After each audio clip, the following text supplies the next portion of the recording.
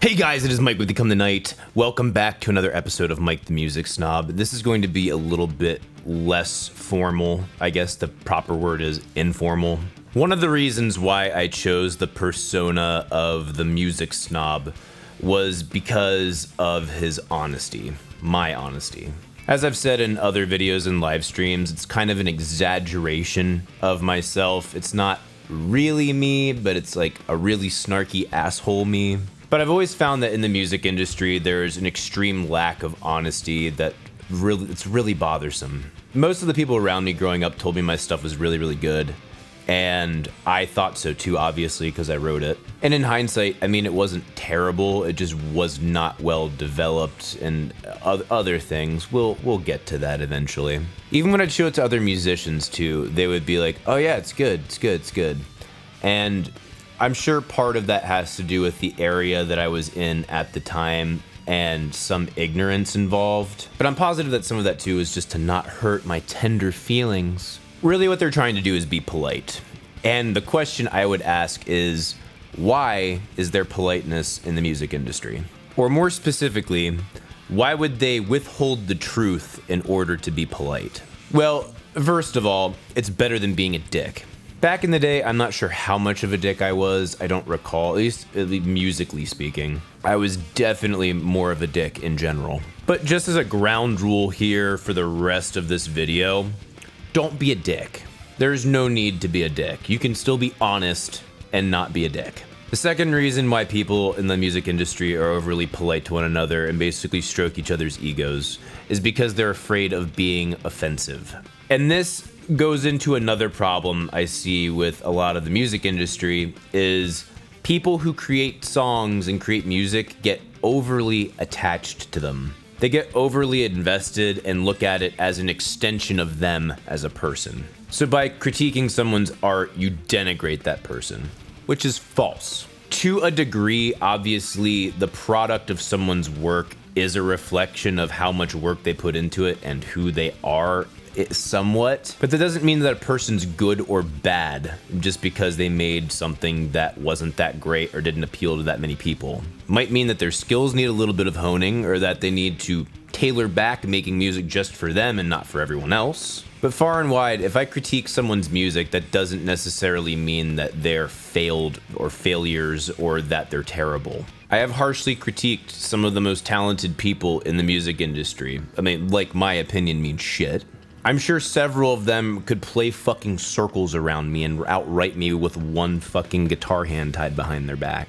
A guitar hand, as opposed to any other hand. The third reason why people withhold the truth, and this is really the crux of what I want to get into, at least one part of it, is because they're afraid of losing contacts in their network. This is not an inherently bad thing, but it can have some really bad results. Creating contacts is an excellent thing and very necessary as a modern musician. Oh, so necessary. You obviously don't want to piss people off, or some people get rubbed the wrong way. If I offer a kind suggestion, or if I say like, I don't know if it's really my thing, and someone gets offended by that, and then they don't want to talk to me again, good. I don't need that type of egomaniac in my fucking life. I don't care how talented they are. They should eat some fucking humble pie. So that type of person that you're afraid of possibly rubbing the wrong way, you don't want to associate with them anyway, as long as we're not being a dick to them. But then on the other hand of obviously making contacts is good, helping to cultivate music and helping to cultivate each other's musical tastes and skills is far more important. You obviously need to be at a certain maturity level and in a certain mindset in order to have these conversations where you're like, yeah, I just don't agree with you. Here's my reasons why. Here's maybe why you should think more like I do. And you should be open to listening to their side of the story as well. It's almost like you're behaving like a mature adult. Now, there are those that would say, they didn't ask for your opinion, so why would you give it? That's kind of fair. If they didn't ask for your opinion, I wouldn't necessarily give it unless you know how to do it and when to do it. I will save that example for the end of the video. So far, all of the points I've been touching on as far as people who don't want to lose other people in their network has all been from the positive side. Let's look at the negative side, the real negative side of this. The sycophants and the click dicks. These are the people that I am the most wary of and the people that I think should be excised. If all you're doing standing around places is trying to enrich yourself, fuck off. I don't care how talented you are. Get out of here. Most times, if that's what you have to do to move up the ladder, you typically suck. Or milquetoast at best. And especially in Nashville, oh my god, the clicks are so strong here. So many people kissing each other's asses, making sure they're in and they're hip and they're current and they're trendy. Piss off. I'm sorry, but if you define yourself by who you have to associate with and what you look like and not offending people, who the fuck are you? Where does the actual you that's inside and beneath all of this fucking shell and this disgusting facade, where does that come in? Like, seriously, that's one of the reasons why I've stopped going to a lot of these songwriters nights or other events like that. I've never had so many meaningless fucking conversations in my life. The most honest type of shit I've been able to encounter is like the hippie type crowd, which they're sweet and all, but if you can imagine, we probably don't gel the best. But there's at least one of those guys who is trying to be like the cool guy, where he's kind of like acts like he's in the know and like on the edge, but really is just a fucking milquetoast of a person. And by the end of every conversation, you feel like he said nothing. Really, really good at making friends to a degree. Probably really bad at making music. And people like him are bad for music. Do some of these people get opportunities? Yes. Yes, they do. And if they got the opportunities based upon who they knew and whose ass they kissed, and not based upon the merit of their music, they shouldn't have those opportunities. I'm not saying I'm gonna be the one to strip them of those opportunities, but what I am saying is we should be fucking better than this. Everyone and their dog thinks it's cool to bitch about how shitty and mundane popular music is. Stuff like this, where you let sycophant ass-kissing bitches get to the top or get higher than the bottom, that's where shit gets into our music. Like DJ fucking Khaled. When we're afraid to be real with one another and put our fucking money where our mouth is and possibly be open to being wrong, this is the shit that happens. Not only that, but we miss so many opportunities to help one another. If you don't want to do that at your first meeting, obviously, you want to make a good impression and let them know you're not a dick. But I don't know about you guys. I can tell if someone's fake pretty fucking quick. There's a studio that I've been hanging out at regularly. They host some parties and stuff. So far, every person I've met there has been real. You can tell a real personality. However, at another event that I went to at a certain guitar place, half of the people that I met didn't feel like real humans. It was all business. It was all like, how do I make sure I don't go down the hierarchy and possibly give myself an opportunity to go up the hierarchy? That's bullshit. Don't get me wrong, at that event that I was at, there was lots of fucking cool people too. Lots of cool people. There were definitely those click dicks though.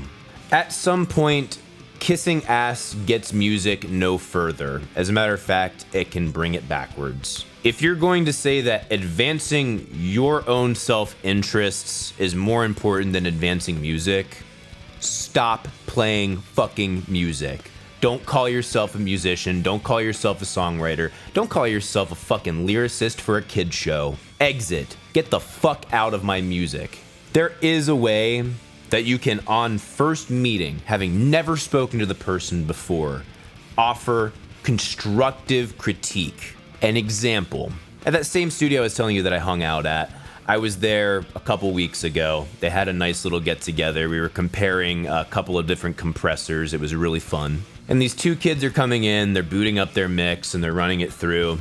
And I'm listening to it in the background and I'm just like, that's a really interesting timbre. I love that sound palette. And then I come over and I start listening more intently, and The sound palette was excellent. The dynamic seemed like it was lacking somewhere. I mean, it wasn't completely flat the entire time, but it could have used a little bit more pep, a little bit more excitement and el fuego a couple of different places. So I tapped the kid on the short blonde kid. I'm like, hey, this your guys' track? He's like, yeah. I'm like, dude, this sounds really good.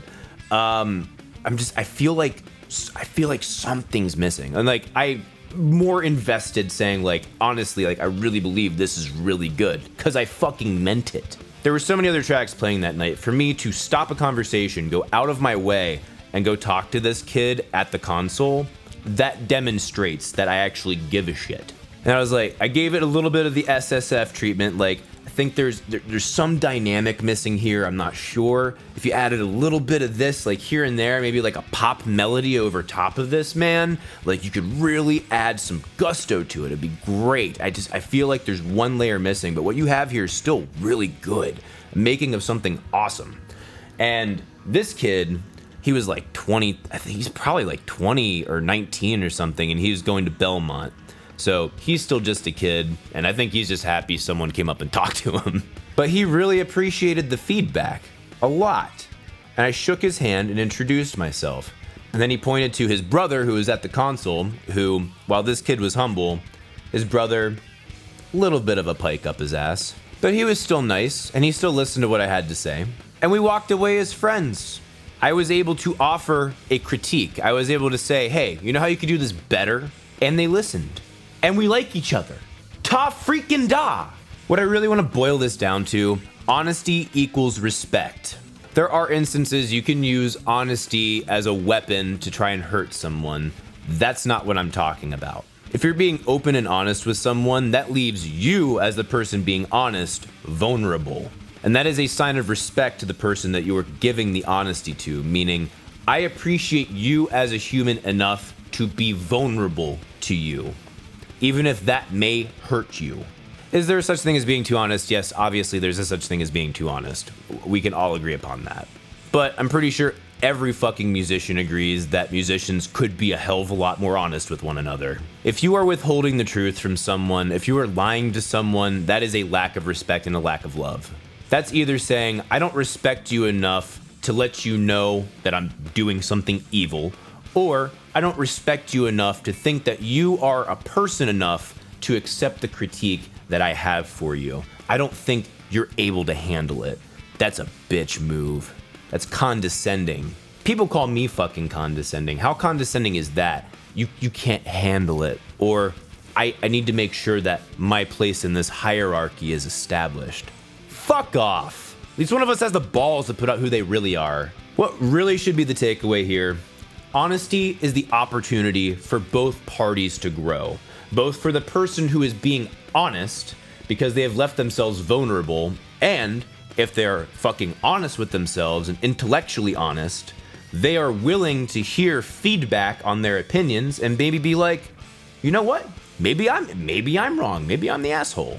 And then there's the obvious one of you're being honest with someone. Maybe that person you gave that honest critique or advice to gained a revelation. Maybe you just fucking made the next Jimi Hendrix or Prince. It just bothers the piss out of me, and thus the music snob was born. Partly because I'm very snobby about my music, but partly because there's not enough fucking honesty in this industry. It's so damn fake. At least we're not as bad as Hollywood and Broadway, but we're still pretty fucking bad. This has been Mike, the music snob. Listen to that ice, you fucking whiskey, you snob dicks. If you like this video, if you like what I do on this channel, please support me on Patreon. This is my full-time job. My ad revenue is fucking garbage. Patreon is literally the only way I can keep releasing videos. You can follow me on Instagram, Facebook, and Twitter at Become the Night. Thank you guys so much for watching. See you in the next video. Rock on!